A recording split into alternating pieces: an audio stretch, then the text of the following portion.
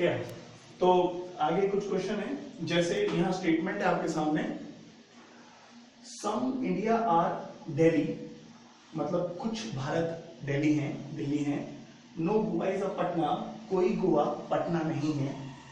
All Lucknow are Delhi, सभी लखनऊ दिल्ली हैं।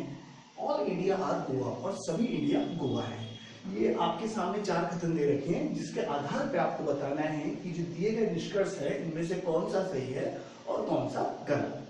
पहला कंक्लूजन है सम गोवा आर दिल्ली, कुछ गोवा दिल्ली है।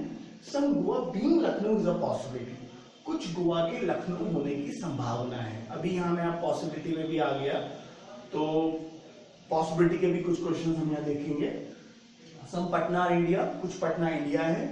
Some India being Patna is a possibility, और कुछ इंडिया के पटना होने की संभावना है। तो सबसे पहले हम इसके अकॉर्डिंग फिगर बनाते हैं। जैसे सम इंडिया दिल्ली, तो आपने फिगर बनाया जिसमें आपने कुछ इंडिया को दिल्ली से दिखाया। फिर कह रहा है no Goa is a Patna. अब आप एक चीज देखिए कि जैसे आपने स्टेटमेंट बनाया सम इंडिया दिल्ली, और उसके बाद आपने देखा नो गोवा इज पटना। अब गोवा और पटना तो है ही नहीं यहाँ, तो आप कैसे बनाएंगे? तो इसके लिए आपको क्या करना है कि आप स्टेटमेंट से इस तरीके से फिगर बनाए जो एक दूसरे से रिलेट हो, यानी कि आप दूसरे वाले स्टेटमेंट को छोड़ दीजिए और आप आ जाइए तीसरे या चौथे पे, क्योंकि यहाँ आपको दिल्ली दे रखा है। जैसे उसने बोला ऑल लखनऊ आर दिल्ली, तो आप ऐसा फिगर बनाइए ऑल लखनऊ आर दिल्ली। एक बात का ध्यान रखें, कई बार स्टूडेंट क्या गलती करते हैं कि जल्दबाजी में वो ऐसा फिगर बना देते हैं ऑल लखनऊ आर दिल्ली।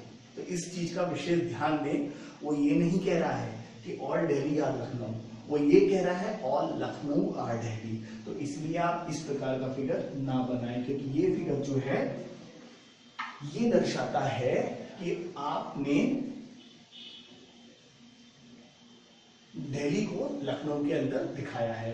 वो ये बोल रहा है ऑल लखनऊ आर दिल्ली। तो आपका जो फिगर होना चाहिए, एक सेकंड फिर से हम लेते हैं, सम इंडिया आर दिल्ली, और जब उसने बोला ऑल लखनऊ आर दिल्ली, तो जितना भी लखनऊ वो दिल्ली के अंदर आ जाएगा। तो क्या इसका मतलब लखनऊ को हम ऐसे बनाएं? नहीं, लखनऊ को जो हम बनाएंगे वो सिर्फ दिल्ली के अंदर बनाएंगे। आप लखनऊ को इंडिया से नहीं कनेक्ट दिखा सकते, क्योंकि स्टेटमेंट में कहीं भी अभी लखनऊ और इंडिया की बात नहीं करी है। उसने कहा सारा लखनऊ दिल्ली के अंदर है, तो जो लखनऊ है वो दिल्ली के अंदर आ जाएगा, लेकिन ध्यान रखें कि उसे आप इंडिया से कनेक्ट नहीं दिखा सकते। फिर उसने बोला ऑल इंडिया और गोवा, सारा इंडिया क्या है? गोवा है। तो आप इस तरीके से सारा इंडिया को गोवा में दिखा दीजिए, और उसके बाद आप अपना सेकंड स्टेटमेंट लिख लीजिए नो गोवा इज पटना। तो आप होप सो दैट आपको दिखाई दे रहा होगा नो गोवा इज पटना, या आप देख सकते हैं नो गोवा इज पटना। तो सबसे पहली चीज कि जब आप स्टेटमेंट के अकॉर्डिंग फिगर बनाते हैं तो आपको इस बात का ध्यान रखना है कि एक दूसरे से रिलेट हो। जैसे जब मैंने बनाया सब इंडिया और दिल्ली, तो मैंने इंडिया और दिल्ली को रिलेट दिखाया, पर जैसे आया नो गोवा इज पटना, तो उसका फिगर मैं तब तो नहीं बना सकता था। फिर मैंने ऐसा स्टेटमेंट देखा जिसमें इंडिया या दिल्ली हो, ऑल लखनऊ और दिल्ली, क्योंकि सारा लखनऊ दिल्ली के अंदर वो बोल रहा है, तो मैंने लखनऊ के सर्कल को दिल्ली के सर्कल में दिखा दिया। फिर उसने बोला ऑल इंडिया गोवा, तो सारा इंडिया गोवा के अंदर आ गया, और फिर सेकंड वाला स्टेटमेंट ले लिया नो गोवा इज पटना, कोई भी गोवा पटना नहीं है। ये तो हो गया हमारा फिगर। होप सो दैट कि आपको फिगर में कोई दिक्कत नहीं होगी। अब हम बात करते हैं कंक्लूजन की। जैसे हमारा पहला कंक्लूजन है सम गोवा आर दिल्ली, यानी कि कुछ गोवा दिल्ली है। अब आप फिगर पे देखिए, तो ये फिगर है, ये गोवा है, ये दिल्ली है। आपको दिखाई दे रहा है कि गोवा का जो सर्कल है वो दिल्ली के सर्कल से रिलेट है, तो इसलिए आपको बिल्कुल भी कंफ्यूजन नहीं होनी चाहिए कि कुछ गोवा दिल्ली है, ये 100% ट्रू है। तो इसलिए आप इसको टिक लगा दें। फिर कहता है some Goa being Lucknow is a possibility, कुछ गोवा के लखनऊ होने की संभावना है। अब आप एक चीज देखिए कि ये गोवा है, ये दिल्ली है और ये लखनऊ है। वो कह रहा है कि कुछ गोवा के लखनऊ होने की संभावना है। अगर गोवा लखनऊ की बात करें तो डेफिनेट तो हम नहीं जानते, क्योंकि मैंने आपको संभावना में बताया था। पहली चीज तो मैंने आपको ये बताई थी कि सम के केस में पॉसिबिलिटी में हमेशा और सही होता है। खैर, अगर आप देखें तो गोवा और लखनऊ के बारे में हम नहीं जानते। अगर मैं आपसे पूछूं कि आप 100% श्योर हैं, आप कहोगे नो, मतलब नहीं जानते। और अगर मैं कहूं नो गोवा इज लखनऊ, तो नो गोवा इज लखनऊ भी आप नहीं कह सकते, क्योंकि स्टेटमेंट में गोवा लखनऊ के बीच में नो नहीं दे रखा है। इसलिए जब आप गोवा और लखनऊ के बारे में कुछ भी श्योर नहीं है तो वो चीज पॉसिबिलिटी में सही हो जाएगी। इसलिए some Goa being Lucknow is a possibility सही हो जाएगा। मैं एक बार आपको फिर से बता दूं, चूंकि गोवा और लखनऊ के बारे में हम 100% श्योर नहीं थे। ध्यान रखने वाली बात यह है कि जो सेकंड वाला कंक्लूजन है या संभावना यानी कि पॉसिबिलिटी दी हुई है, और संभावना या पॉसिबिलिटी वो होता है जिसमें हम कहते हैं नहीं पता।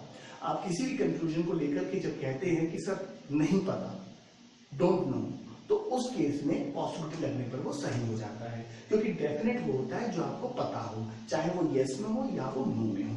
तो जिस तरीके से गोवा और दिल्ली के बारे में आप श्योर हैं, उस तरीके से गोवा और लखनऊ के बारे में आप श्योर नहीं हैं। इसलिए आप कहते हो सकता है, डोंट नो, तो इसलिए वो पॉसिबिलिटी लगने पर सही हो गया।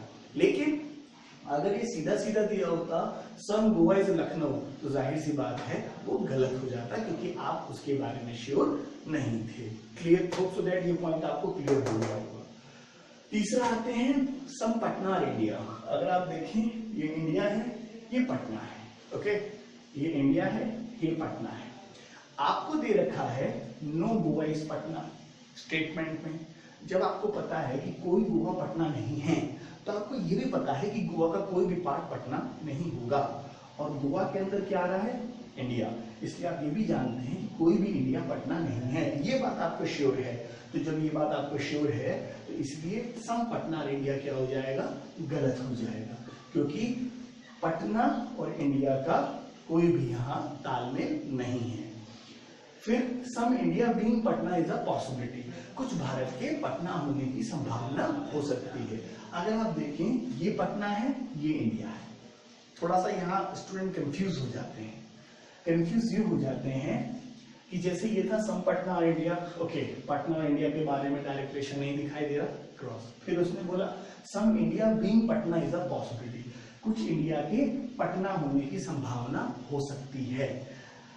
तो कई बार कंफ्यूजन क्या आ जाती है, कंफ्यूजन ये आ जाती है कि जब पटना और इंडिया के बारे में डेफिनेट नहीं है, इसका मतलब वो संभावना में सही होगा।